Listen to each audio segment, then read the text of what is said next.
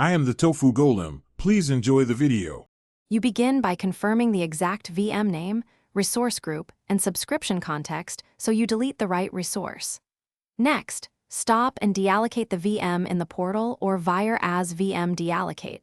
This ensures disk consistency. Once done, create a snapshot or export the OS/data disks if you might restore later.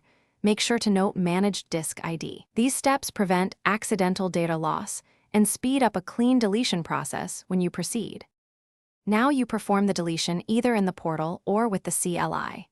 In the portal, open the VM blade, confirm resource group and name, then click Delete and Confirm. This removes the VM record.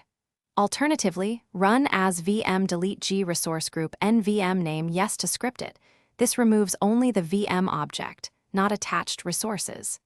Make sure to explicitly delete NICs, public IPs, and managed disks if you want to free those resources and stop billing for them.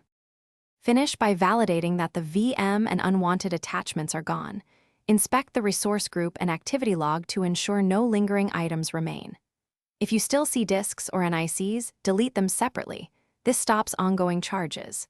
If deletion fails, check your role and permissions because insufficient access often blocks removal. Once done, retry the portal action or use as resource delete with resource ID. If dependencies block deletion, remove dependent resources first and then repeat the deletion step.